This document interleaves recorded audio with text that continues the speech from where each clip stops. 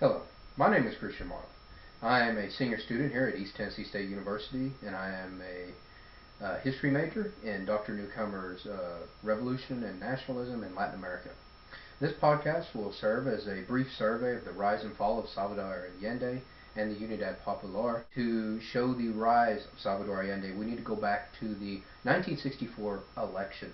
In the build-up to the 1964 election, there was a growing center-right fear that the communist and socialist coalition known as FRAP would be able to outvote the individual parties.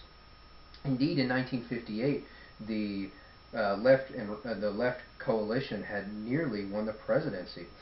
So the center right joined behind the centrist party candidate Eduardo Frei of the Christian Democratic Party to oppose Allende. Indeed, Frei crushed Allende in the general election, but Michael Francis in his book makes a keen insight into this election, saying that only a center-right coalition would now be able to outvote the united left, and that if the center-right fragmented, then the left was almost assured victory. A brief survey of Frei, just to set the backdrop for the 1970 election. Frei was ushered into the presidency as a reformist president. Francis notes that Frei had many successes and failures. He had marked successes in education, housing, and in wealth distribution.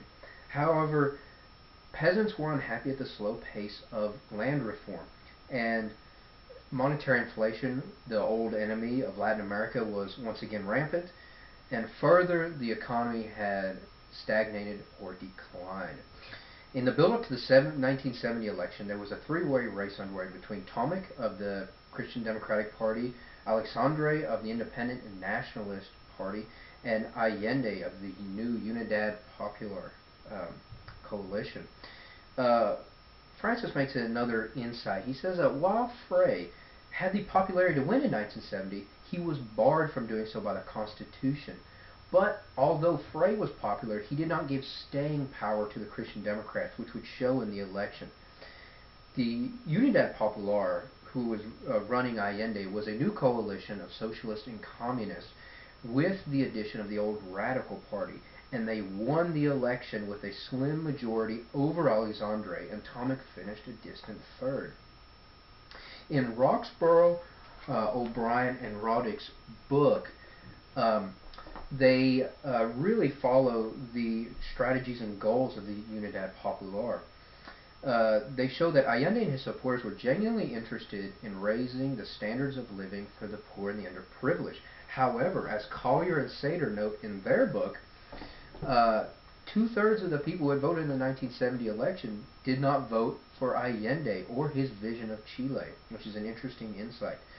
The initial political strategy that Roxborough, O'Brien, and Roddick note was that the Unidad Popular would try to enact change within the existing democratic tradition, but keep an air of moderation.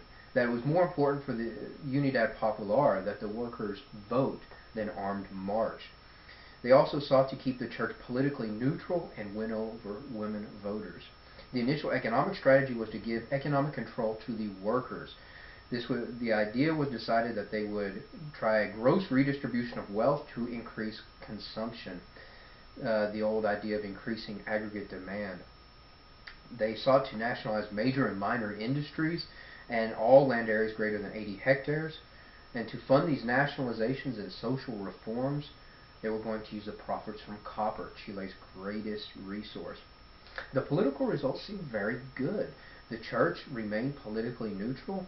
They made inroads with left-leaning Christian Democrats, and they promoted the idea of the military's professionalism and non-political aspects, and also offered wage increases and increases in prestige to make the military more of a non-factor. Within the first year of running the government, the Unidad Popular managed to nationalize 90% of the country's financial and banking sectors, nearly all of the production of copper, iron, steel, nitrates, iodine, and coal, 80% of exports, 55% of imports, and large parts of the textile, fishing, soft drink, electronics, and distribution industries. By July of 1971, the Moneda approved the nationalization of the copper industry, which represented 70% of Chile's foreign exchange. However, with the nationalization, production and profits were hurt due to overemployment, loss of skilled technicians, difficulty in obtaining and replacement parts, and erosion in labor discipline. Labor began striking because demands for higher wages and better working conditions were not met, and thus copper revenues began to fall. By 1973, the government would own 80% of Chile's industrial output, nearly 400 businesses, and almost 60% of the gross national product. But as with the mining industry, government inefficiencies would wreck profits. By 1972, the Unidad Popular had pushed land reform and had allied with militant peasants belonging to the revolutionary peasant movement, and together they had claimed all land by over 80 hectares. However, the Allende and the Unidad Popular also alienated many peasants by trying to stem illegal land invasions. The Christian Democrats were actually able to unify the peasants into rural unions to oppose the government. By the end of 1972, bad harvests due to weather, rural unrest, and eroding peasant discipline had Chile producing only two-thirds of the food that the country required, which necessitated the government to import food. By the end of 1972, the crisis was nearing. Government spending had nearly exhausted foreign reserves, and inflation was skyrocketing, as was the cost of living.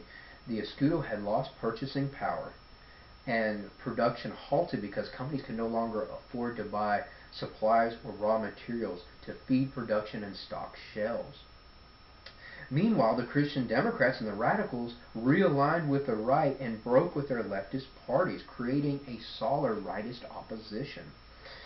Meanwhile, the Unidad Popular was losing this solidarity. It came to a head in 1972 when the truckers began striking, as the small trucker strike quickly spread throughout the country with sympathy strikes, as hundreds of thousands of people hit the picket lines, and the economy neared paralysis.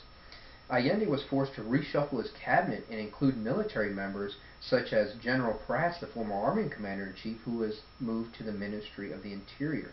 Prats was able to easily quell the strikes and allow for the election of November 1972. The election held the promise for the center-right coalition to be able to democratically oust Allende. They formed the Democratic Coalition with the chief goal of providing a two-thirds majority in the Moneda to be able to impeach Allende. However, Allende was able to reach out to voters enough to preserve the one-third and garner 44% of the vote. However, throughout the end of 72 and the beginning of 1973, political and economic troubles continued, and the military began to move towards center stage. By June 29, 1973, the 2nd Armored Regiment rebelled in Santiago. They made a move on the presidential palace and were only forced to surrender with the arrival of General Prats on the scene. This shook Allende greatly, and he asked Moneda for emergency powers. However, the center-right feared that Allende would use his powers to suspend elections and voted him down. By August of 1973, Allende was forced to reshuffle his cabinet again with more military members in place, and he moved General Prats to the Ministry of Defense. With increasing violence, workers' militias were meeting rightist groups. General Prats was forced to resign by General Augusto Pinochet on August 21, 1973. Pinochet was billed as a constitutionalist, and Allende did not doubt his loyalty.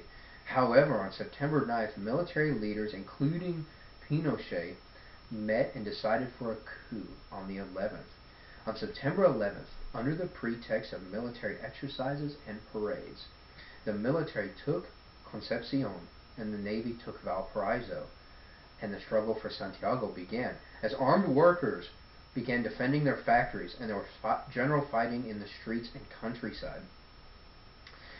Allende retreated to the Moneda and tried to rally his forces. However, it became apparent that the military was quickly moving in on his position. Allende issued his famous final broadcast calling for continued resistance and movement towards revolutionary ideals. But with Pinochet closing in, Allende committed suicide. And with the death of Allende came the death of nearly 5 decades of Chilean democratic tradition, and would usher in a despotic regime of a military junta with General Pinochet at its head. A regime that we now know was probably one of the most repressive and violent in Latin America, responsible for thousands of deaths and even many thousands more who were tortured. Thank you very much for watching. This has been Christian Marlow for the podcast for Dr. Newcomer's Latin American Revolution.